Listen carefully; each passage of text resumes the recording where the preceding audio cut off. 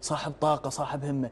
كيف نفعل الشاب أولا؟ ما تستطيع تفعل الشاب اليوم عن طريق الترشيد، ما يسمعك الشاب. ما يسمع. اليوم الشاب منو يشوف التلفزيون؟ منو اليوم قاعد امام المذياع او امام التلفزيون؟ اليوم الشباب شوفهم بالتكاسي يشتغلون ويعملون كارثه. بالضبط. اليوم الشاب من عنده هم اقتصادي. فاليوم انا اعدل اوضاعهم الاقتصاديه عشان انتشل الشباب من هذا الضياع. الشباب صدقني احنا لو نثق بشبابنا خصوصا في العراق الشباب يستمع، لكن يبي ناس صادقين. ابو عبد الله يعني تاجر في عفوا بالانتخابات فقط. يعني عذر المقاطعه اللي لاحظناه بانه دائما يعني على مستوى تجاربنا الاجتماعيه ومناطقنا يعني الشعبيه انخفاض نسبه الجريمه والمشاكل الاجتماعيه عندما ينشغل الشاب باعمال. مثل اجت شركه معينه اشتغلوا الشاب، استغلوا هذه الطاقات، ابدعوا او ربما اتجهوا للجانب التكنولوجي، طوروا قدر نشوف حتى نسبة المشاكل قلت بالمجتمع. لاحظنا ربما يعني فترة الاحتجاجات اللي صارت بالبصرة بعدها صارت دورات تنمية بشرية، ما شاء الله شفنا اقبال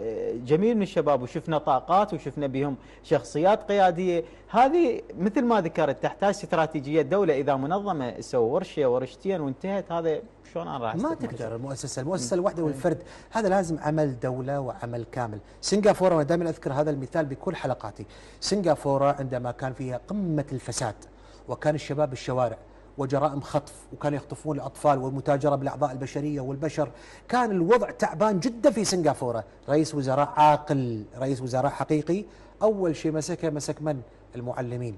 تعالوا رفعت رواتبهم، ما لي علاقه بالفساد ولا تتكلمون في السياسه. شنو دورنا؟ هاك راتب قوي، رب ابي تربيه وعلمهم مفهوم الوطن. بعد 10 سنوات سنغافوره الاولى قفزت قفزات نوعيه. اليوم شوف رابع